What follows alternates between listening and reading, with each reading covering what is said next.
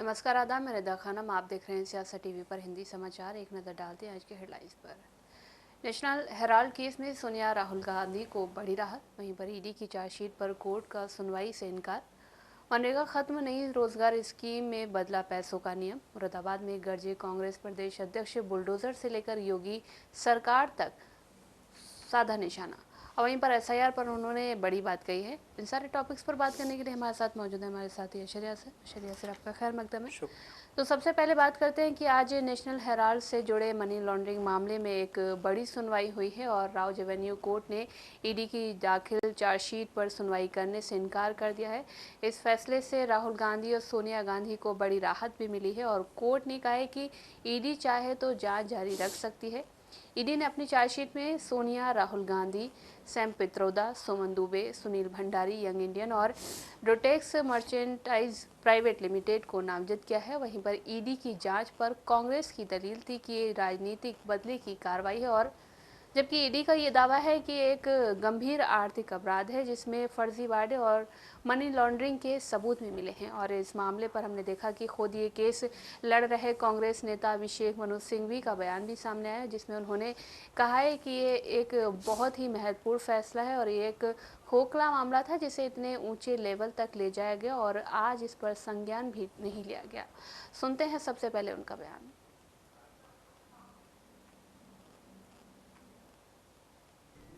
इस महत्वपूर्ण मामले की दलील खुद ने की थी राउज एवेन्यू में। बहुत महत्वपूर्ण निर्णय है। खोखला केस जिसको इतना ऊपर ले गए और आज उसकी कॉग्निजेंस तक नहीं हुई। आप समझ सकते हैं कि कितनी ज्यादा अतिशयोक्ति और कितना बढ़ावा चढ़ावा हल्ला करके हिस्टीरिया बना के बीजेपी सत्तारूढ़ पक्ष इसकी बात करती है। हमने कहा था बड़ी सरल चीज, ये एक ऐसा अजीबोगरीब केस है जहां पैसे का स्थानांतरण नहीं हुआ, पैसा हिला नहीं, जो प्रॉपर्टी है वो हिली नहीं, और मनी लॉन्ड्रिंग कहां से हो गई। और जिसकी प्रॉपर्टी थी वो कंपनी जिसने अब कंट्रोल करती है एजेएल को कंट्रोल करती है यंग इंडिया। तो ये बड़ी मूर्खता की बात है कि यंग इंडियन कंपनी बनाई जो डिविडेंड नहीं दे सकती, गाड़ी घोड़ा नहीं दे सकती, प्रॉफिट नहीं दे सकती, पैसा नहीं दे सकती। वो लोग जो बैठे हैं वहां पर, पहले मोतीलाल वोरा जी, सोनिया जी, खरगे जी, उनको कोई उससे कुछ एक पैसा नहीं मिल सकता और वो कहते हैं स्थानांतरण हुआ पैसे का, मनी लॉन्ड्रिंग हुई। तो इस बात पे कॉग्निजेंस सबसे नीचे वाली छोटी सी चीज होती है। कोर्ट कॉग्निजेंस भी नहीं ले, इसका मतलब है कि ये तथ्य विहीन केस है। और आपको इससे मालूम पड़ता है कि किस प्रकार से हल्ला शोर मचा के मीडिया में एक बहुत बड़ा एक बवंडर बनाकर ये चीज की जाती है। I will be very brief in English. मैंने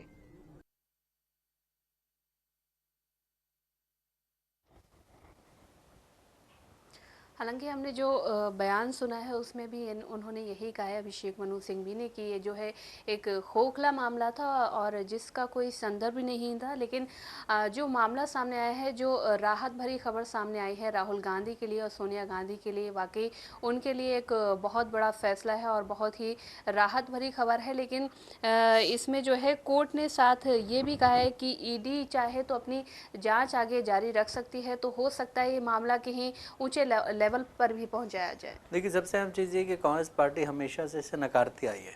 कांग्रेस पार्टी की तरफ से ये कहना है कि ना तो इसमें पैसा बढ़ा है जी, ना ये कहीं इधर उधर हुआ है, ये पैसा वहीं पर आया और जिस हिसाब से था उस हिसाब से है। लेकिन उसके बावजूद ये कहा जा रहा है कि कांग्रेस पार्टी की तरफ से इल्ज़ाम लगाया जा रहा है कि जब से देश में 2014 से एक ऐसी सरकार आई है जो सारी जितनी भी एजेंसियां हैं उन सबको अपने कब्जे में ले करके उनसे अपने हिसाब से काम करवाया जा रहा है। मतलब अगर कहें तो बदले की राजनीति करवाई जा रही है और विपक्ष को बदनाम करने की हर तरह से कोशिश की जा रही है, ऐसा अपोजिशन करना है। लेकिन ईडी का आरोप है कि कांग्रेस नेताओं ने साजिश के तहत एसोसिएटेड जर्नल लिमिटेड यानी एजीएल की 2000 करोड़ रुपए की संपत्तियों पर कब्जे के लिए उसका अधिग्रहण प्राइवेट कंपनी यंग इंडिया के जरिए सिर्फ 50 लाख रुपए में किया था। इस कंपनी के 76% शेयर राहुल और सोनिया के पास हैं।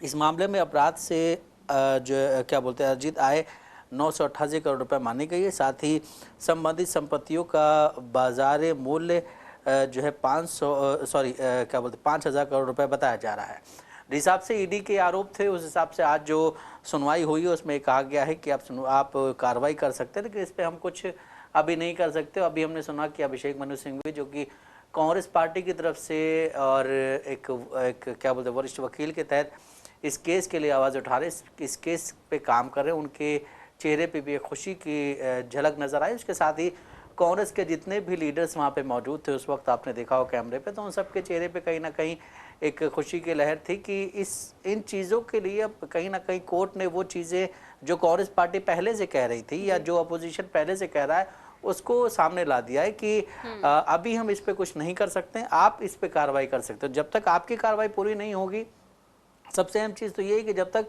कार्रवाई पूरी नहीं हो जाती, जब तक उस चीज़ को कहीं और ले जाना सही नहीं होता है। लेकिन हमने ये देखा है कि 2014 के बाद से अपोजिशन का यही कहना है कि कार्रवाई शुरू होते ही सबसे पहले उसमें हौला मचा दिया जाता है। हौला मचाने के साथ अपोजिशन को जो है क्या बोलते हैं बदनाम करने की कोशिश की जाती है।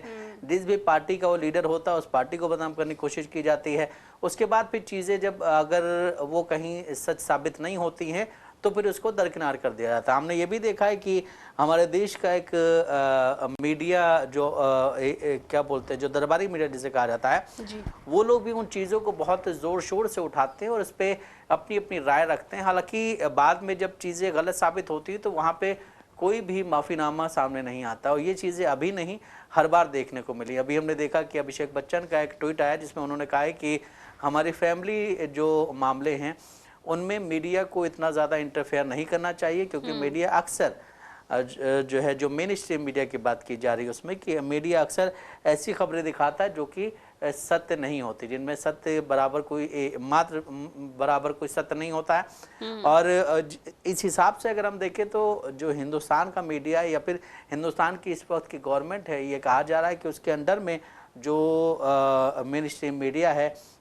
वो पूरा उसी हिसाब से काम करता है। तो ये भी कहीं ना कहीं गलत नहीं होगा कि चीज़ें जो अपोजिशन की तरफ से कही जा रही हैं वो फिर अगर हम मीडिया के रैंकिंग देखें तो वहाँ पे भी वो चीज़ें नज़र आ रही हैं कि किस हिसाब से आप जो है बिल्कुल जो सत्ताधारी पार्टी उसके साथ जुड़े हुए हैं। वहीं जिन लोगों को आपने कुछ दिन पहले ख़राब कहा था वो लोग अगर एनडीए में शामिल हो जाते तो उन्हीं लोगों को आप जो है बहुत अच्छा कहने लगते हैं।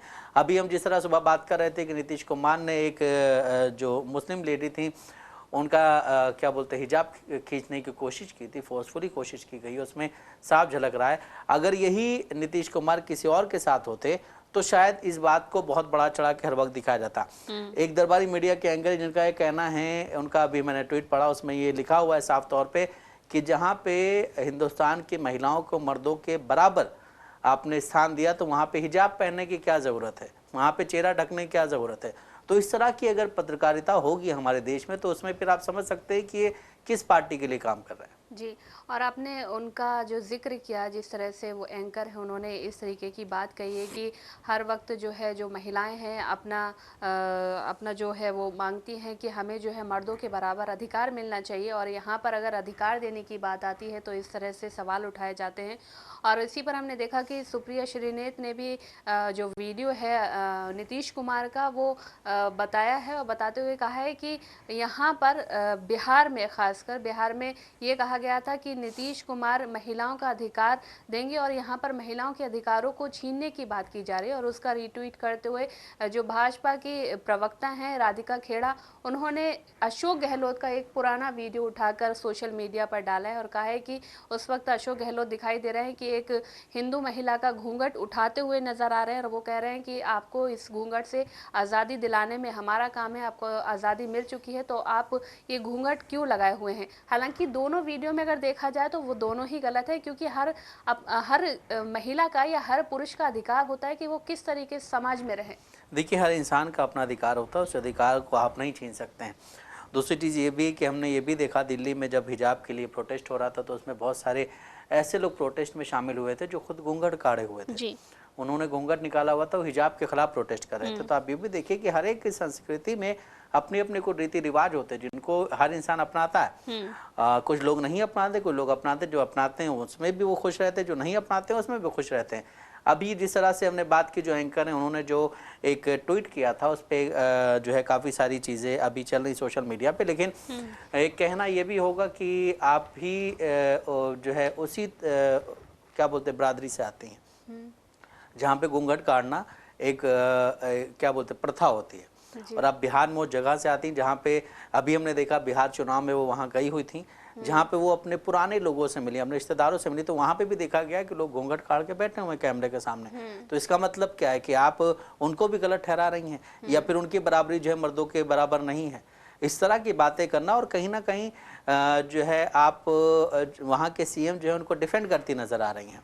दूसरी तरफ आपने अभी अशोक गहलोत का जिक्र किया। अशोक गहलोत भी अगर उन्होंने ऐसा किया था, जो वीडियो आपने अभी बताया देखा है, तो वो भी गलत है कि किसी की अपनी जो निजता होती है जी। कुछ अपनी ऐसी चीज़ें होती हैं जो इंसान जो है वो अपने हिसाब से करता है, अपने मन से करता है, उसकी अपनी एक अलग क्या बोलते तरह की पहचान बन जाती है, उसी हिसाब से वो लोग जीते हैं यहाँ के। अब राजस्थान की आपने बात की, राजस्थान के मुख्यमंत्री थे अशोक गहलोत। राजस्थान में अभी भी ये प्रथा है कि घूंघट काट के रखते हैं, वो घूंघट हटाते नहीं हैं। और इसी तरह से मुस्लिम्स में भी है कि हिजाब लगा के रखते हैं, बहुत से लोग नहीं लगाते हैं, सबकी अपनी अपनी मर्जियां हैं। लेकिन उसमें कोई अगर खींचता है और कोई इस तरह का बंदा जो संवैधानिक पद पे बैठा हुआ है वो अगर इस तरह का काम कराए तो बिल्कुल गलत है, चाहे वो नीतीश कुमार हो या फिर अशोक गहलोत हो। क्योंकि आप किसी की निजी जिंदगी जो होती है, निजी जो उसकी चीजें होती हैं, उस पर आप हाथ डाल रहे हैं और ये बिल्कुल भी कहीं से भी सही नहीं। इसके लिए जो है अगर हम बात कर रहे थे सुबह में कि नीतीश कुमार को माफ़ी मांगनी चाहिए, तो अशोक गहलोत को भी अब आके सोशल मीडिया पे माफ़ी मांगनी चाहिए मीडिया के सामने कि हमने भी ऐसा किया था। लेकिन वही है कि एक तरफ सत्ता पक्ष है, एक तरफ विपक्ष है, तो आप अपनी पे अड़े रहेंगे, वो अपनी पे अड़े रहेंगे। अभी देखिए और कितने वीडियो सामने आते हो कि अभी तो हमने 2 ही वीडियो देखे, एक नीतीश कुमार का वीडियो देखा और एक क्या बोलते हैं अशोक गहलोत का देखा है। अब कोई और उठेगा, किसी और का वीडियो चला देगा, तो बहुत सारी चीज़ें चलती हैं। इस हिसाब से इन चीज़ों पे जो बहस होती है, इन चीज़ों पे जो हम देखते हैं कि मुद्दों को डाइवर्ट किया जाता है, वो मुद्दे कहीं ना कहीं बहुत इंपॉर्टेंट मुद्दे होते हैं। अभी जो हम बात कर रहे थे नेशनल हेराल्ड पे, उसको लेकर के हमने देखा कांग्रेस पार्टी पे कितना हरेस किया गया उनको, सोनिया गांधी को कितना हरेस किया गया, राहुल गांधी को कितना हरेस किया गया, उनको काफ़ी हरेसमेंट झेला। उसके बाद आज जब चीज़ें सामने आई हैं तो उनके चेहरे पे हंसी नज़र आ रही है। इसी मामले में कांग्रेस नेता प्रमोद तिवारी की प्रतिक्रिया सामने है। सबसे पहले हम उनकी प्रतिक्रिया सुनते हैं, उसके बाद हम इस पे आगे बात करेंगे। का झूठ पराजित हुआ है। मैं इतना ही कहना चाहता हूं कि सत्य की विजय हुई है। ये वो अखबार है जिसके लिए नेहरू ने कहा था कि मैं आनंद भवन भेज दूंगा, इसे बंद नहीं होने दूंगा। ये स्वतंत्रता संग्राम सेनानियों की आवाज थी। और मोदी सरकार ईडी को लगा के उस सोनिया गांधी पे जिसने प्रधानमंत्री पद ठुकराया, उस पर झूठे आरोप लगाए थे, माफी मांगनी चाहिए पूरे देश से। आज मोदी का अहम पराजित हुआ है, सोनिया गांधी की सच्चाई जीती है। सत्यमेव जयते, आज सत्य जी। हालांकि इस मामले में सोनिया, राहुल गांधी समेत 5 अन्य व्यक्तियों को भी राहत मिली है और कोर्ट ने पहले भी कहा था ईडी जो है अपनी जांच जारी रख सकती है, लेकिन अब ईडी का भी बयान सामने आया। उन्होंने कहा है कि वो इस आदेश के खिलाफ अपील भी दायर करेगी। तो इससे पहले भी हमने कहा था कि ईडी जो है हो सकता है कि वो उच्च लेवल पर जाए और उसने ये चीज़ जो है साफ कर दी। उन्होंने यही कहा है कि वो आगे जाकर इस मामले में एक अपील दायर करेगी, जिससे जो है मामले को आगे जो है जो चीज़ें अभी तक लोगों के मन में चल रही है, हमारे मन में चल रही हैं, जिस तरीके से हमने जो इन्वेस्टिगेशन की थी उसको जो है क्लियर किया जा सके। देखिए इसमें बहुत सारी चीज़ें हैं, कुछ लूप होल्स होंगे और अगर वो लूप होल्स हैं तो उसको कांग्रेस पार्टी को क्लियर करना चाहिए। दूसरी चीज़ ये है कि इस तरह अपोजिशन का इल्ज़ाम रहता है कि 2014 से जब से देश के प्रधानमंत्री नरेंद्र मोदी बने हैं और बीजेपी की सत्ता आई है, तब से चीज़ों को अपनी मनमानी तरीके से यूज़ किया जा रहा है जी। और वो जो भी संवैधानिक एजेंसी है जिसका काम किसी पार्टी के साथ मिलकर नहीं, अपने इंडिविजुअल आज़ादी से काम करना, वो चीज़ें कहीं ना कहीं तोड़ी जा रही हैं और ये कानून तोड़े गए हैं। इससे पहले भी हमने देखा कई सारी ऐसे इल्ज़ामात लगे थे जहाँ पे चीज़ें जब सिद्ध हुई हैं तो वहाँ पता चला कुछ भी नहीं। अगर हम बात करें आम आदमी पार्टी के कुछ लीडर्स पे, तो वहाँ पे भी ऐसी चीज़ सामने आई थी जहाँ पे बाद में कुछ भी नहीं मिला। चाहे हम जैन की बात कर सकते हैं, जैन की बात करें, ये और कई लीडर्स ऐसे थे जिन पे इस तरह के इल्ज़ाम लगाए गए, उनको जेल हुई, लेकिन उसके बाद जब रिपोर्ट सामने आई है तो उसमें ऐसा कुछ भी नहीं था जिसके तहत आप उनको गिरफ्तार कर सकें। अभी भी आजम खान के साथ यही हो रहा है। बिल्कुल आजम खान के साथ ये, और आज उनकी पत्नी उनसे मिलने गए थे तो वो मिले नहीं, पता नहीं क्यों नहीं मिले। वो भी चीज़ें चल रही मीडिया में बहुत ज़्यादा कि वो नहीं मिले, शायद बीमार हैं या क्या है, तो बहुत सारी चीज़ें हैं। अब आप जितने भी अपोजिशन लीडर्स हैं उनको अगर आप टारगेट करेंगे, उन पे इस तरह की चीज़ें करेंगे तो आगे चल के कहीं अगर आप सत्ता में नहीं रहे और उसके बाद फिर अगर आपको इस तरह टारगेट किया गया तो फिर ये चीज़ें सही नहीं होंगी। लेकिन दूसरी चीज़ अगर हम बात करें तो हिसाब से कांग्रेस पार्टी के कुछ लीडर्स आज हमें नज़र आए जिन्होंने ये बोला कि सत्य की जीत होने वाली है और सत्य की जीत आज जो फैसला आया उससे कहीं ना कहीं शुरू होने, जो कमेंट आया सॉरी, उससे कहीं ना कहीं शुरू होने की जो है एक ऐसी राह हमने पकड़ी है जहां से सत्य हमारे जनता के सामने हम रखेंगे और बीजेपी के जो झूठे मुद्दे खामखा उठाए जा रहे हैं उन मुद्दों का हम पर्दाफाश करेंगे। और बीजेपी जो कि मेन मुद्दों से हटा करके इस तरह की चीज़ें लाती है, इस तरह की चीज़ें ला करके वो मेन मुद्दों से लोगों का ध्यान हटा करके और सारा दोष जो है अपोजिशन पे मढ़ा जाता है, तो वो भी चीज़ें कहीं ना कहीं क्लियर हो जाएंगी। जी, हालांकि देखिए कि इस मामले में राउज एवेन्यू कोर्ट की तरफ से एक और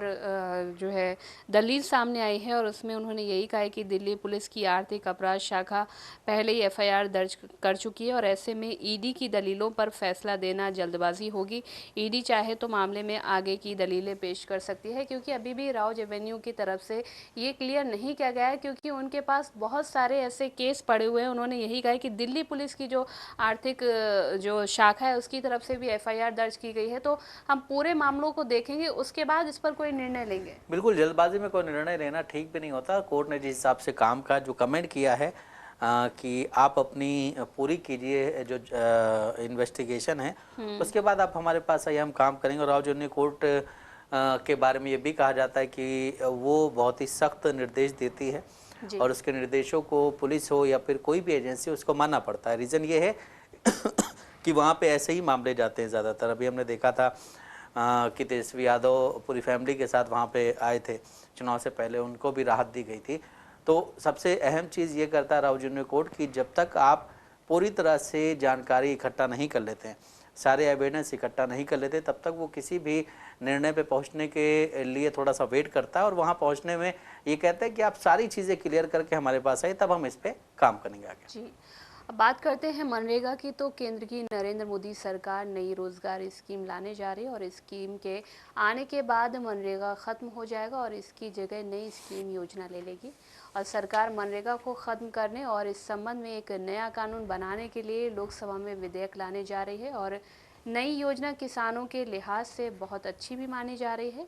हालांकि विपक्ष इस योजना से महात्मा गांधी का नाम हटाने की कोशिश की आलोचना कर रहा है और इसी सिलसिले में हमने देखा कि प्रियंका गांधी का बयान भी सामने आया है, जिसमें उन्होंने कहा है कि मुझे नाम बदलने की ये सनक समझ में नहीं आती, इसमें बहुत खर्चा होता है और इसीलिए मुझे समझ नहीं आता कि वे बेवजह ऐसा क्यों कर रहे हैं। और आइए सुनते हैं सबसे पहले उनका बयान। परिवर्तित किया जा रहा है, इसको आप किस तरीके से देखते हैं? ये मेरे ख्याल से इन लोगों की सनक है कि हर चीज़ का नाम बदलना है और जब नाम बदला जाता है तब खर्चा होता है सरकार का, केंद्र का। ये एक अलग बात है। ये योजना महात्मा गांधी जी के नाम पर है। महात्मा गांधी जी हमारे राष्ट्रपिता हैं, उनका अपमान नहीं होना चाहिए। तो तीसरी और सबसे ज़रूरी बात, नाम बदलने से ज़्यादा ज़रूरी ये बात है कि जो अधिकार इसी सदन में सबकी सहमति से जब वो कानून बना तो यहाँ एक भी राजनीतिक दल नहीं था जिसने सहमति नहीं दी, तो सबकी सहमति से ये कानून बना कि रोजगार का 100 दिन का अधिकार जो सबसे गरीब जन है इस देश का उसको मिलना चाहिए। अब इन्होंने बहुत चालाकी की है, क्योंकि ऊपर से ऐसे दिखता है कि सिर्फ नाम बदल रहे हैं और 100 से 125 दिन को बढ़ा रहे हैं, लेकिन इसको अगर ठीक तरह से पढ़ा जाए तो इसमें 2-3 ऐसे विषय हैं जिनसे ये एकदम ये योजना कमजोर, क्या ये खत्म हो सकती है। और मैं आपको समझाती हूँ कि क्या है ये विषय। सबसे पहला कि इन्होंने 100 से 125 दिन की बात की है, लेकिन कमाई की को बढ़ाने की कोई बात नहीं की है। आज अगर आप किसी भी प्रदेश में जाएंगे आपको पता चलेगा कि जो मनरेगा का बकाया अभी मिला नहीं है। तो जहाँ जाएंगे मजदूर यही कहते हैं कि अभी हमें पैसा नहीं मिला है। तो आप उतना पैसा नहीं दे पाए हो। केंद्र पहले 90% केंद्र की जिम्मेदारी होती थी कि केंद्र पैसे देगा, आज उन्होंने इस विधेयक से ये चाहते हैं कि वो कम हो जाए। तो जब वो कम होगा तो प्रदेश को देना पड़ेगा। जो गरीब प्रदेश है वो दे ही नहीं पाएंगे। इतना भार, इतना बोझ पड़ जाएगा उनकी अर्थव्यवस्था पर कि वो दे ही नहीं पाएंगे। जब दे नहीं पाएंगे तो क्या होगा? योजना खत्म हो जाएगी। दूसरी बात, आज जो गांव में काम होना है वो कौन तय करता है, कौन निर्धारित करता है? ग्राम प्रधान, पंचायत में निर्धारित होता है वो, और उसके लिए पैसे वहीं पे भेजे जाते हैं। अब क्या होगा कि केंद्र में निर्धारित होगा। अरे केंद्र में यहाँ पे दिल्ली में बैठे हुए इन लोगों को क्या पता कि आपको कौन सा कुआं चाहिए, आपको कौन सी दीवार बनानी है, आपको किस चीज की मरम्मत करनी है, नहीं पता चलेगा। और इससे क्या होगा कि जो अधिकार आपने पंचायतों को दिया था, पंचायती राज द्वारा जो 73वां जो कानून था, संशोधन था, उसके तहत जो आपने अधिकार दिया था वो भी खत्म हो जाएगा। इसका मतलब है कि आप केंद्र में आप सारी सत्ता चाहते हो, आप ये निर्णय लेना चाहते हो कि कितना पैसा किसको कब भेजेंगे, किस काम में जाएगा, आप ये निर्धारित यहाँ केंद्र में करना चाहते हो। प्रदेश को आपने सारे पूंजी की जिम्मेदारी दे दी कि भाई तुम ही लगाओ इसमें पैसे। और जो पंचायत में है, जो गांव में है, उसका क्या होगा? उसको जो अभी मजदूरी नहीं मिल रही है उसका क्या होगा? 125 दिन कहना आसान है, उसके पैसे दोगे? खुद कह रहे हो कि नहीं देंगे, तो क्या होगा? स्कीम खत्म हो जाएगी। ये साधारण स्कीम बन जाएगी जो बाकी सरकारी स्कीम है। इसमें जो अधिकार है, जो ग्रामीण जनता के लिए, जो हमारे सबसे गरीब भाई बहनों के लिए जो अधिकार है वो खत्म करने जा रहे हैं। और आप जहाँ भी जाएंगे इस देश में, दूर से पता चल जाएगा कि ये मनरेगा का लेबर है, ये मनरेगा का मजदूर है।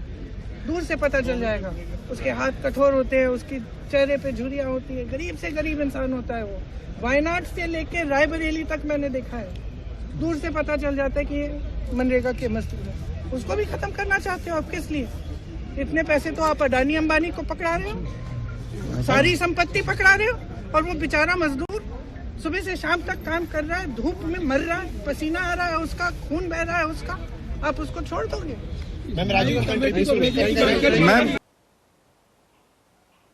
हमने बयान सुना, और लेकिन मनरेगा को लेकर जो विपक्षी नेताओं की, बाकी नेताओं की प्रतिक्रियाएं भी सामने आ रही हैं, उसमें उनका यही कहना है कि इनको जो है सरकार को सिर्फ गांधी के नाम से ही प्रॉब्लम है।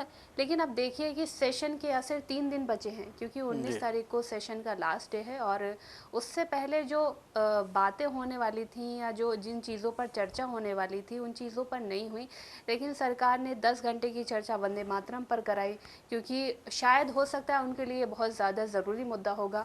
और अब 3 दिन बचे हैं तो अब मनरेगा का मुद्दा छेड़ दिया है, और ये पूरा सेशन 3 दिन बचे हैं, तो जाहिर सी बात है कि 3 दिन इसी में निकल जाएंगे। देखिए, सबसे अहम चीज़ ये कि हमने देखा जब से मनरेगा का नाम चेंज करने की बात शुरू हो रही है, तब से हर एक अपोजिशन लीडर का यही कहना है कि इसमें ये नाम चेंज करने की क्या ज़रूरत है। जो चीज़ें और आप इसमें चेंज करना चाह रहे हैं वो आप चेंज कर दीजिए। नाम चेंज करने में बहुत समय लगता है, बहुत पैसा लगता है, काफ़ी ज़्यादा उसमें सब कुछ चेंज करना पड़ता है आपको। आप जो इसमें और चीज़ें चेंज करने के बारे में बात कर रहे हैं, जो आपने दिखाया है वो चीज़ें आप चेंज कर दीजिए। इसी बीच अभी हमने देखा कि अखिलेश यादव ने भी एक बयान दिया। उन्होंने कहा है कि यूपी से जो नाम चेंज करने की प्रथा चली थी वो अब दिल्ली पहुंच गई है, और दिल्ली में जगहों के नाम नहीं, जो योजनाएं चल रही, परियोजनाएं चल रही, उनके नाम बदले जा रहे हैं। और जिस हिसाब से हम देख रहे हैं कि काफ़ी सारी चीज़ें चेंज होती जा रही हैं, काफ़ी सारे लोगों के बयानात आ रहे हैं। इसी बीच इसमें जो आपने अभी बात की कि संसद का बहुत कम समय रह गया, उसमें बहुत महत्वपूर्ण और भी चीज़ें थी जिन पर चर्चा हो सकती थी, लेकिन सरकार जो है ऐसी चीज़ों को ला करके कहीं ना कहीं सिर्फ उन अपनी जो चीज़ें हैं, जो चीज़ें हमने चाही हैं, हाँ, सरकार ये चाहती कि हमारी चीज़ें जो हैं क्लियर हो जाएं, पहले जनता के मुद्दे बाद में तय होंगे। अभी इस बिल में राज्यों को अधिक अधिकार दिए गए हैं, जिससे वो स्थानीय और क्षेत्रीय ज़रूरतों के मुताबिक ये तय कर सकें कि श्रम शक्ति का उपयोग किन प्राथमिक कामों में किया जाए। और पीएम गति शक्ति से जुड़ाव की वजह से योजना में पूरी पारदर्शिता सुनिश्चित होगी और कामों की दोहराव की संभावना भी ख़त्म होगी। विकसित ग्राम पंचायत योजनाएं तैयार की जाएंगी ताकि गांव भी विकसित भारत 2047 के राष्ट्रीय विकास विजन का सक्रिय हिस्सा बन सके। नए बिल से केंद्र ही नहीं राज्यों की भी जवाबदेही तय होगी, क्योंकि पहले पूरा पैसा केंद्र सरकार दिया करती थी, लेकिन अब केंद्र और राज्य सरकारों का शेयर 60 और 40 का हो गया, यानी 60% केंद्र सरकार आपको पैसा देगी और 40% राज्य सरकारें आपको पैसा देंगे। सामान्य राज्यों के लिए लागत साझा करने का अनुपात 60-40 रखा गया, जबकि पूर्ववर्ती जो है तथा हिमालयी राज्यों के लिए ये शेयर 90 और 10 का होगा। इस तरह से अब राज्य सरकारें भी इस स्कीम पर पैसे खर्च करेंगी तो काम और फंड दोनों की बेहतर मॉनिटरिंग भी होगी। जिस तरह से हम बात कर रहे थे कि इसमें आपको 125 दिन का काम दिया जाएगा और जो खेती किसानी का वक्त होता है 2 महीने का, उसमें आपको काम नहीं मिलेगा। एक चीज़ ये भी सामने आई थी कि इसमें जो नाम रखा गया उस नाम को लेकर के उसमें एक वर्ड आ रहा है राम, जिसको लेकर के बीजेपी का ये इल्ज़ाम लग रहा है कि कांग्रेस पार्टी अपोजिशन को राम के नाम से दिक्कत है, इस वजह से वो इस नाम को एक्सेप्ट नहीं कर रहे हैं। उसी बीच इसमें बहुत सारी चीज़ें ये भी चल रही हैं कि जो आप इसमें टाइम दे रहे हैं 2 महीने का खेती किसानी का, वो ना दें तो उस पर वो जो टाइम मिलेगा आपको उसमें कोई भी काम नहीं मिलेगा, और काम नहीं मिलेगा तो फिर आप उस योजना के लिए अपना पर्चा भर सकते हैं जहाँ पे बेरोजगारी जो पेंशन मिलती है आपको, उसमें आप अपना पर्चा भर सकते हैं। उसके पैसे कब आएंगे ये नहीं पता। दूसरी चीज़ ये है कि जिस तरह से हमने देखा कि पहले आपको जो है 15 दिन पे पैसे मिलते थे, अभी सरकार ने वही चीज़ें रखी, बट थोड़ा सा ये चेंज किया है कि 8 दिन पे आप ले सकते हैं, लेकिन 15 दिन पे लेंगे तो ज़्यादा बेहतर है। मतलब चीज़ें उसी हिसाब से चल रही हैं, बट हमने 8 दिन पे भी बोल दिया लेकिन हमें मिलेंगे 15 ही दिन पे। सरकार ने ये बोला कि 8 दिन पे पैसे ले सकते हैं, लेकिन अगर 15 दिन पे लेंगे तो ज़्यादा बेहतर है। तो इससे आप क्या समझेंगे? पहले जो योजना चल रही थी 2005 से शुरू हुई है मनरेगा, तब से अब तक क्या लोग जो है उससे पैसा नहीं कमा रहे हैं? दूसरी चीज़ ये है कि जब आप जो है जब इनसे ये सवाल किया गया बीजेपी लीडर से कि जो खेती किसानी का समय होगा उसमें आप पैसे नहीं देंगे, जॉब नहीं, उनको काम नहीं देंगे, तो उसमें ये बोला गया उनकी तरफ से कि हमने देखा है कि जब कब खेती किसानी के समय लोगों के जो मजदूर होते हैं उनकी क्या बोलते हैं वो कम पड़ जाते हैं काम करने के लिए, उनकी ज़रूरत ज़्यादा होती है और वो कम होते हैं, जिस वजह से चीज़ें सही नहीं होती हैं। तो उस वजह से हमने 2 महीने के लिए उनको काम नहीं देने का फैसला किया। तो बहुत सारी चीज़ें इसमें जो चेंज होनी, लेकिन सबसे अहम ये है कि जिन राज्यों में बीजेपी की सरकार नहीं है उन राज्यों में 60% पैसा किस तरह से दिया जाएगा। अभी हम देख रहे हैं कि ममता बनर्जी काफ़ी समय से ये कह रही हैं कि हमारे पास मनरेगा का पैसा नहीं आ रहा है। तो ममता बनर्जी जैसे और भी राज्य होंगे जहाँ पे पैसा कम पहुँच रहा होगा, तो इस हिसाब से अब जब सारी चीज़ें आप तय करेंगे, 60-40 आपने पहले कर दिया है तो 40% तो आप निकलवाने की कोशिश करेंगे ही, लेकिन 60% जो आप दे रहे हैं वो पैसा किस तरह देंगे ये भी नहीं पता है। हाँ, वो बात अलग है कि शुरुआत के 2-4 महीने में आप पेमेंट कर देंगे इजीली, लेकिन उसके बाद जहाँ जहाँ पे बीजेपी की सरकार नहीं वहाँ के लिए तो मुसीबत खड़ी कर सकते हैं। जहाँ पे ना बीजेपी की सरकार न कांग्रेस की सरकार है, वहाँ क्या होगा फिर? इस तरह से हम देख रहे हैं कि पंजाब में आम आदमी पार्टी की सरकार है, इसी तरह देश के और राज्यों में कहीं कहीं पे जो वहाँ की इंडिविजुअल पार्टी है उसकी सरकार है। आपका सारा फोकस तो सिर्फ सरकार बनाने पे है, आप काम पे फोकस नहीं करें। अगर आप काम पे फोकस करते तो फिर आप अभी जो चर्चा चल रही थी लोकसभा राज्यसभा में, उसमें आप उन मुद्दों के बारे में बात करते जो मुद्दे अहम है अभी के। मनरेगा तो 2005 से चल रही है, 2005 से मनरेगा चल रही, तो उसका नाम चेंज करने की क्या जरूरत है? उसका नाम चेंज करने में जिस तरह प्रियंका गांधी का भी कहना है कि ये पता नहीं किस तरह की सनक है जो मुझे समझ में नहीं आ रही है। इसी बीच एक और सीन याद आता है जब जो महाराष्ट्र में शिवसेना यूबीटी है उसके राज्यसभा सांसद हैं संजय राउत, उन्होंने एक बयान दिया था। उनका बयान बिल्कुल यहाँ पे सटीक बैठ रहा है। उन्होंने कहा था कि देश की सरकार चल रही है, देश के प्रधानमंत्री नरेंद्र मोदी और देश के गृह मंत्री अमित शाह, इन्होंने जो चीज़ ठान ली उसको वो करने की कोशिश करते हैं। जिस तरह से हमने देखा था इससे पहले वक्फ बोर्ड पे चर्चा हुई काफ़ी ज़्यादा, उसके बाद फिर 1 नेशन 1 इलेक्शन पे चर्चा हुई। उसी दौरान उन्होंने कहा था कि इन लोगों ने ठान लिया था कि हमें ये चर्चा करनी है, इसमें अपोजिशन का जो है हमारे साथ देगा नहीं, उसके बाद हम अपोजिशन को विलेन बनाएंगे, सारा दोष उस पर मढ़ा जाएगा। तो ये लोग ठान लेते हैं कि हमें संसद चलने नहीं देना है, हमें खुद चलने नहीं देना। मतलब अपोजिशन तो हमारे सवालों पे जवाब जो है क्या बोलते हैं हमसे सवाल करेगा ही जब हम इस तरह के बिल लेकर के आएंगे।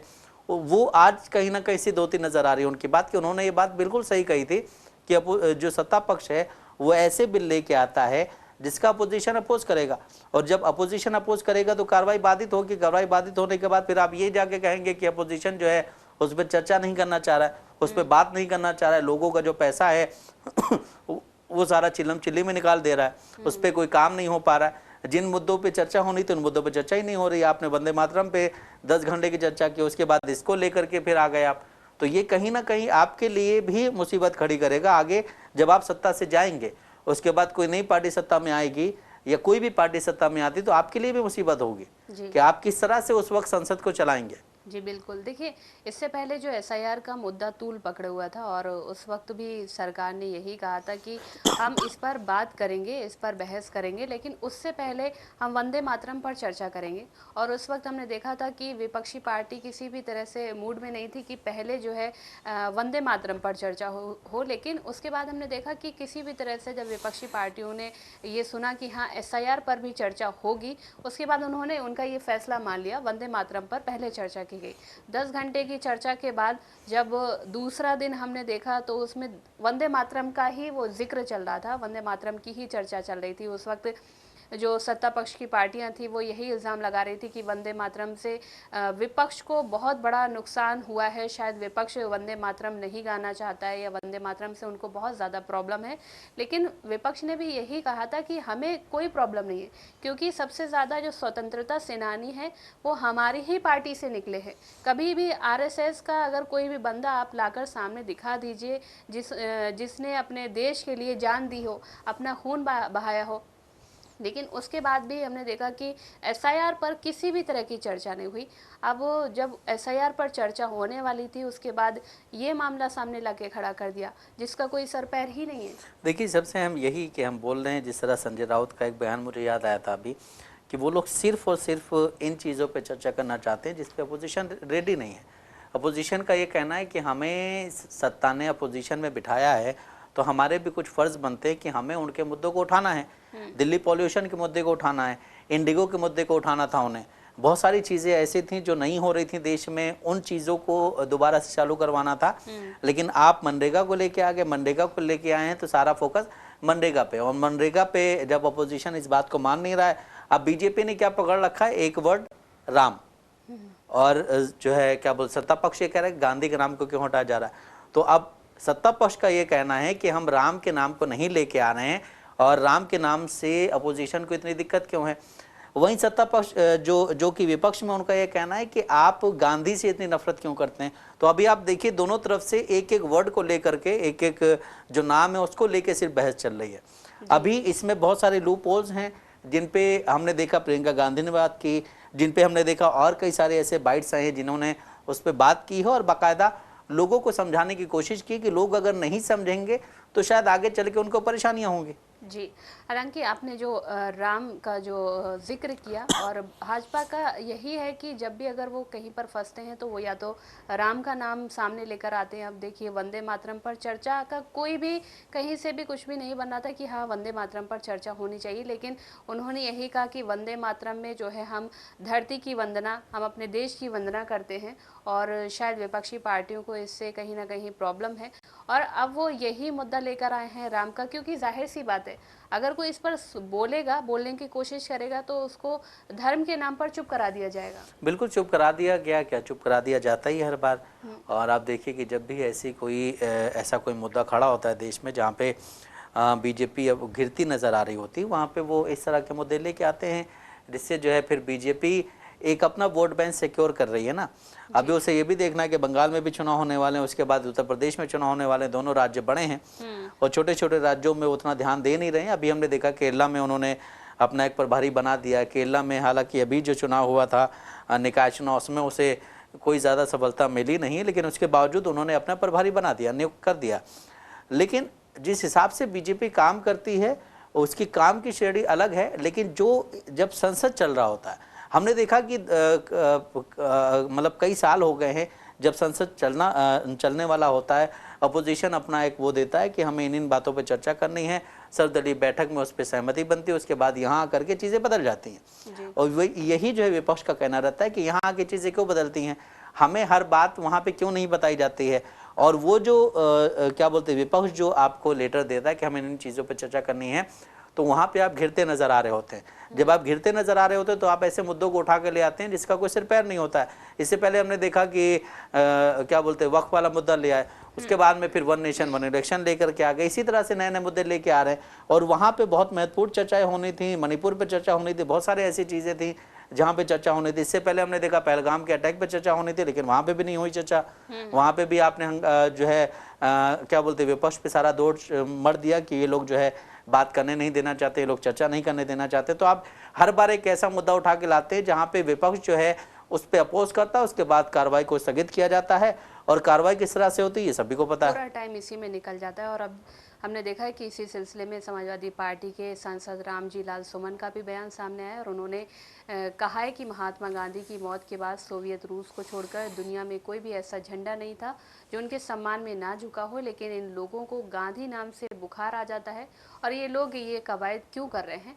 बेहतर होगा कि वे इसका नाम बदलकर गोडसे योजना रखते। आइए सुनते हैं सबसे पहले उनका बयान। नरेगा का जो नाम बदल के जो किया गया है उसको लेकर लगातार आपत्ति आप लोग सभी लोग जता रहे हैं, क्या वजह है इस पर ऑब्जेक्शन की? महात्मा गांधी से बड़ा आदमी दुनिया में कोई पैदा नहीं हुआ। महात्मा गांधी के इंतकाल के बाद सोवियत रूस को छोड़ के दुनिया का कोई झंडा ऐसा नहीं था जो महात्मा गांधी के सम्मान में न झुका हो। गांधी प्राति स्मरणीय है, लेकिन इनको तो गांधी के नाम से बुखार आता है। बेवजह का ये कवायद क्यों कर रहे हैं? एक बार में इसका नाम गोडसे योजना कर दे ज्यादा अच्छा है। समीक्षा ये होनी चाहिए थी कि 2005 में इस योजना की शुरुआत हुई, वो योजना कितनी सार्थक रही इस पर चर्चा होनी चाहिए थी। एक तो मजदूरी में विसंगतियां हैं। उत्तर प्रदेश में 225 रुपया मजदूर को मिलता है वेतन, अन्य प्रांतों में कुछ ज्यादा है। अभी सरकार ने 2 दिन पहले स्वीकार किया है संसद में कि 50 दिन ही हम लोगों को काम दे पाए। तो कुल मिला करके ये अत्यधिक अव्यावहारिक है। और दूसरा जो महत्वपूर्ण पहलू इसका ये है कि 40% इसका मनरेगा का राज्यों को भी देना पड़ेगा। राज्यों की वित्तीय स्थिति अच्छी नहीं है, उन पर भार डालना मैं समझता हूँ निश्चित रूप से एक गलत प्रयास है। सर एक डिफरेंट खबर है, नेशनल हेराल्ड मनी लॉन्ड्रिंग मामले में सोनिया गांधी, राहुल गांधी, सैम पित्रोदा, सुमन देवरे जितने भी लोग हैं इनके अगेंस्ट जो मामला है इस पर ईडी की जो चार्जशीट है उस पर कॉग्निजेंस लेने से दिल्ली राउज एवेन्यू कोर्ट ने रिफ्यूज किया हुआ है, कैसे? कोर्ट मैटर सब जुडिस पर कोई टिप्पणी करना ठीक नहीं। हमने रामजी लाल सुमन को सुना और उन्होंने यही कहा कि अगर बेहतर होगा तो इसका नाम बदलकर गोडसे रख दिया जाए और इसमें कोई बुराई नहीं है। जिस तरीके से उन्होंने ये बयान दिया है, और इससे पहले भी हमने प्रियंका गांधी का जो बयान सुना था उसमें भी उन्होंने यही कहा था कि आखिर भाजपा को क्या पड़ी है कि हर चीज़ के नाम बदल दिए जाते हैं। और ये चीज़ आपने सही कहा कि ये चीज़ यूपी से होकर गुजरी थी, फिर उसके बाद वो दिल्ली आई। बिहार चुनाव में भी हमने यही देखा था कि बिहार चुनाव में जो वहाँ के जो नेता थे, जो अभी एमएलए हैं, उन्होंने भी यही कहा था कि हम इस जगह का नाम बदलकर ये नाम रख देंगे। तो किसी ने यही कहा था कि अगर नाम बदलने से विकास हो जाता है तो सबसे पहले आप पूरे हिंदुस्तान का नाम चेंज कर दीजिए। बिल्कुल, देखिए बीजेपी की एक मेंटेलिटी रही है कि वो हमेशा जो है इस तरह की चीज़ों को ज़्यादा तवज्जो देते हैं जो कि उतनी इम्पॉर्टेंट नहीं होती हैं।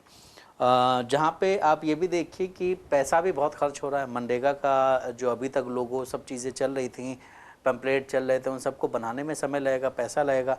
इसी तरह से हमने देखा था कि नोटबंदी में एक अचानक आके नोटबंदी की गई थी, उसको अब सिद्ध करने के लिए धुरंधर जो फिल्म आई है उसके बारे में बताया जा रहा है किस तरह से वहाँ पे नकली नोट बन रहे थे, ये वो बहुत सारी चीज़ें। उसको नोटबंदी को कहीं ना कहीं सही साबित करने के लिए चीज़ों को इस तरह से लाया जा रहा है। हालांकि फिल्म का एक अलग वो है, लेकिन यहाँ पे हमने देखा बहुत सारे लोगों ने सोशल मीडिया पे एक ऐसी वीडियो बना के डाली है जहाँ पे ये कहा जा रहा है कि नोटबंदी अगर नहीं हुई होती तो धुरंधर में जो चीज़ें दिखाई गई हैं शायद उसमें नकली नोट जो बन रहे हैं। तो बहुत सारी चीज़ें ऐसी करी जा रही हैं जिससे जनता को कोई फ़ायदा नहीं हो रहा है। नोटबंदी का मैंने इसलिए जिक्र किया क्योंकि नोटबंदी जब हुई थी तो हमने देखा था कि 2000 के नोट आए थे मार्केट में और उनके लिए एटीएम में कोई स्पेस ही नहीं बनाया गया था।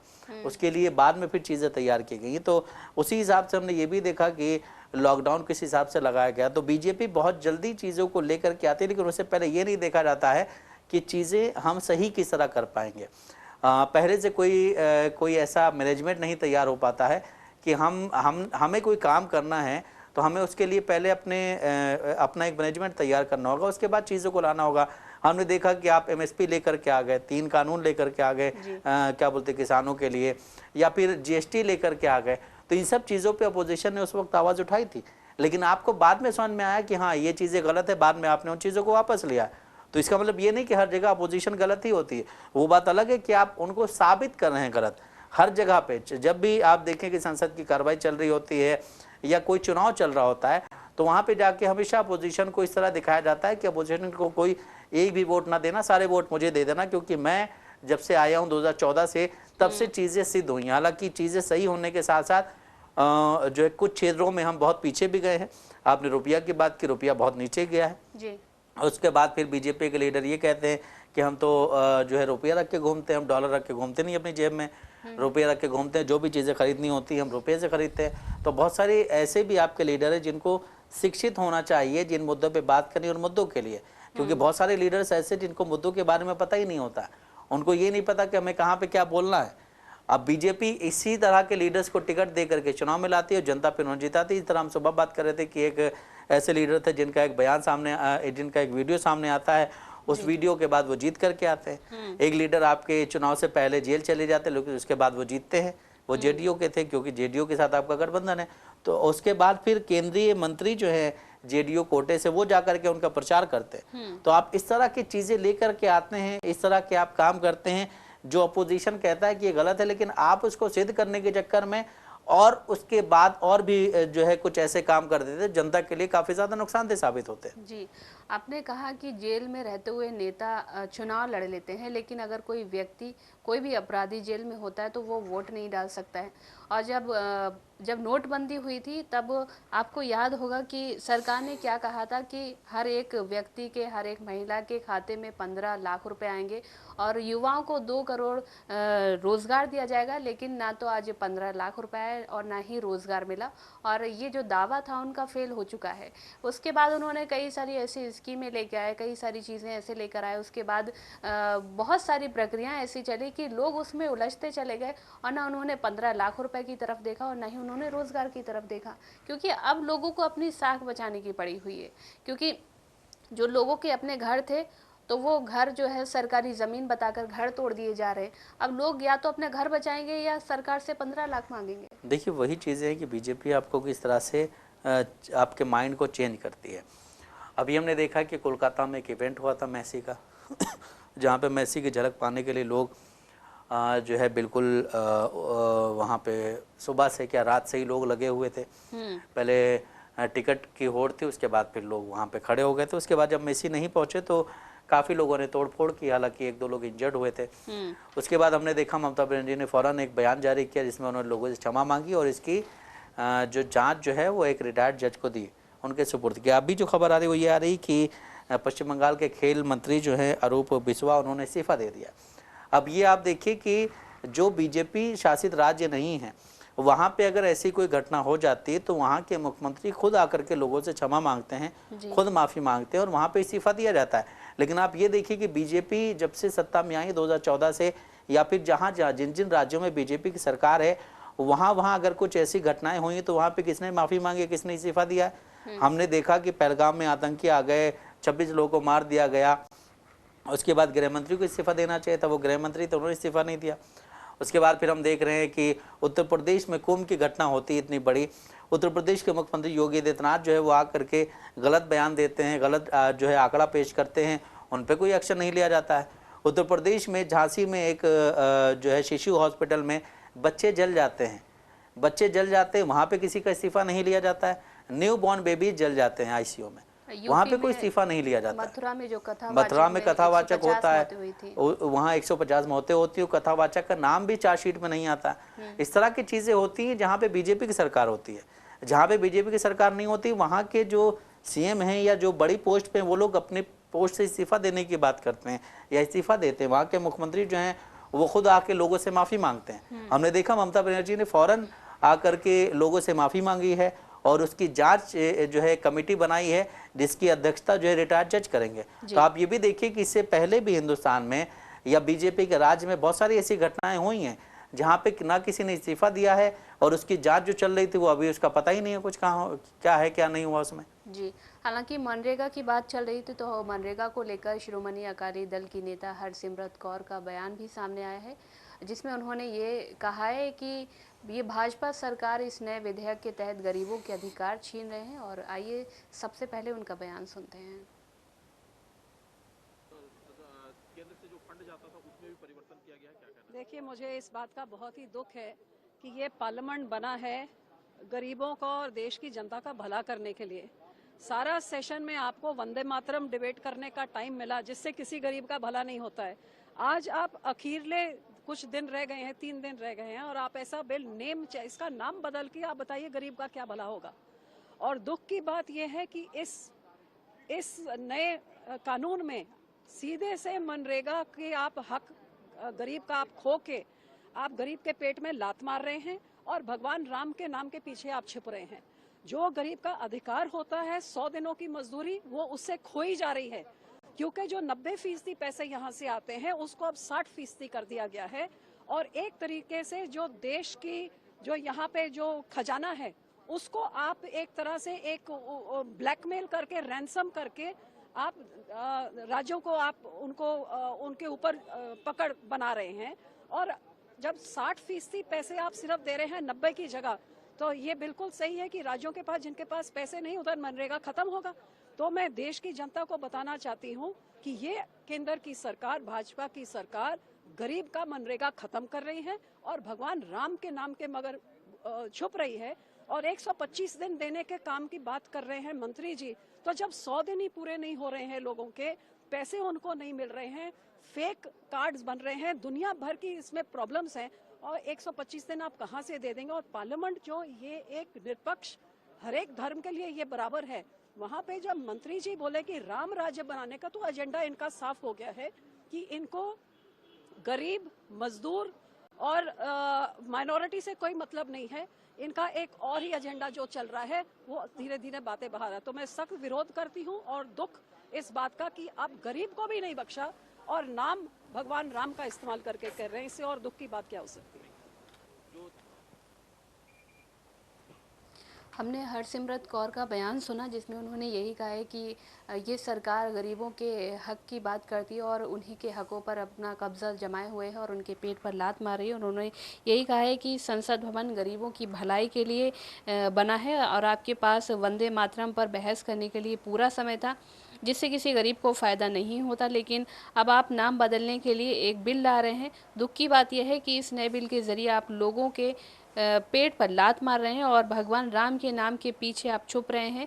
साथ ही उन्होंने ये भी कहा है कि जो गरीब का अधिकार होती है या जो उनके अधिकार होते हैं, वो 100 दिन की मजदूरी वो उनसे खोई जा रही है। तो सीधा सीधा उन्होंने सरकार पर निशाना साधते हुए ही कहा है कि आप जो हैं गरीबों के पेट पर लात मार रहे हैं। जो एक उनको मुआवजा मिल जाता था, वो अब शायद आप उसको भी रखने की कवायद में जुटे हुए हैं।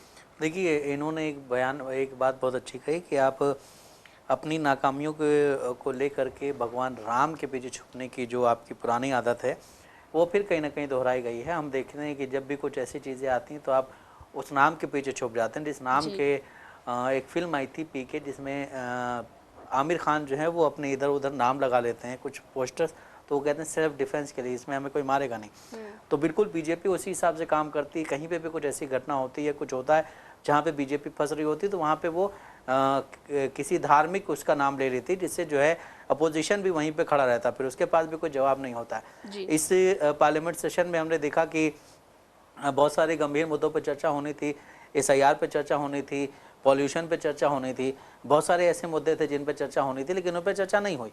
क्यों नहीं हुई? क्योंकि बीजेपी चर्चा करना चाह ही नहीं रही है। और बीजेपी का ये कहना है कि अपोजिशन चर्चा करना नहीं चाह रहा है, अपोजिशन जो है इन चीज़ों में चर्चा नहीं कर रहा। अब ये आप बताइए कि जो वंदे मातरम है उससे एक आम इंसान को क्या मिलेगा, या उससे क्या चीज़ें चेंज हो जाएंगी उसकी ज़िंदगी में, या फिर जो बेरोजगारी है वो कम हो जाएगी, या आप जो है क्या बोलते हैं महंगाई है वो कम हो जाएगी, डॉलर जो है वो और ज़्यादा वो हो जाएगा।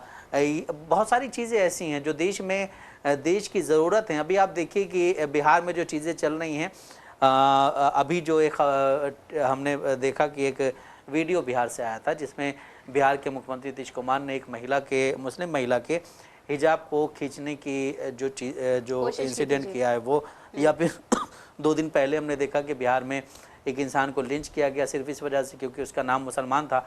वो मुसलमान था, उसके पैसे भी छीन लिए गए, वो फ्री वाला बंदा था।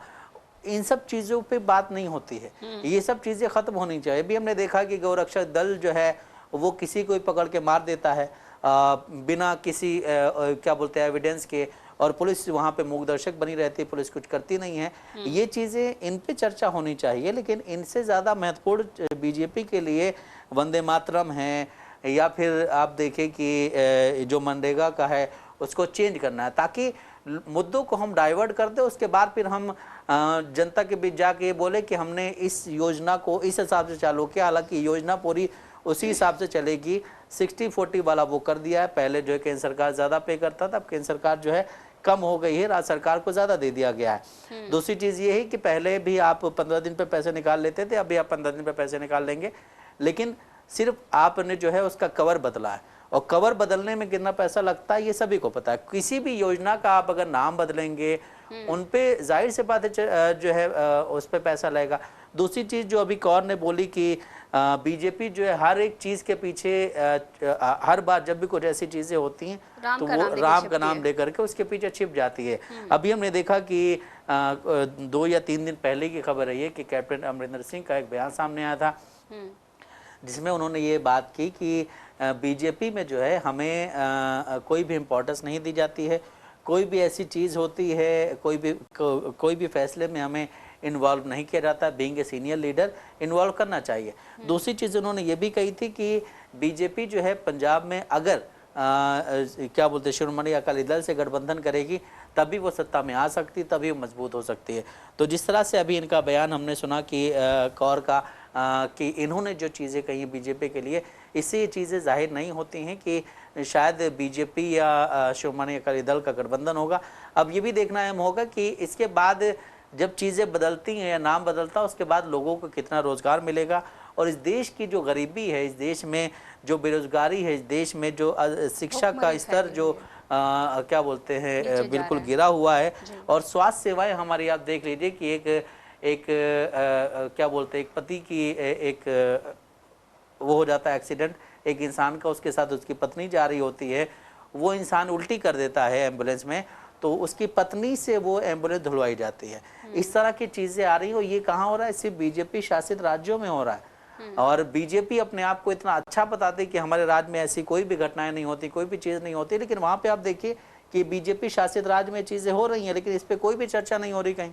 देखिए यहाँ के जो हाल है वो एकदम बेहाल है, और स्वास्थ्य सुविधाएं की अगर बात करें तो एकदम से ठप पड़ी हुई हैं। और अगर नाम बदलने से, हमने पहले भी कहा, अगर नाम बदलने से वाकई में विकास हो जाता है तो हिंदुस्तान का नाम बदलकर अमेरिका रख देना चाहिए। बिल्कुल, शायद फिर हिंदुस्तान की सड़कें जो उन्होंने कहा था कि हिंदुस्तान की सड़कों को हम बाकी जो अमेरिका की सड़कें बना देंगे, तो वो सारे वादे, सारे दावे झूठे हैं। और ये बात सबसे पहले जनता को समझनी चाहिए, क्योंकि सरकार जो है, जो नेता है, वो अपना फ़ायदा निकालने के लिए किसी भी हद तक जा सकते हैं, लेकिन सबसे पहली बात, सबसे पहली नज़र जनता की होनी चाहिए कि उनको कहाँ वोट देना है, किसको जिताना है और किसको गद्दी पर बिठाना है।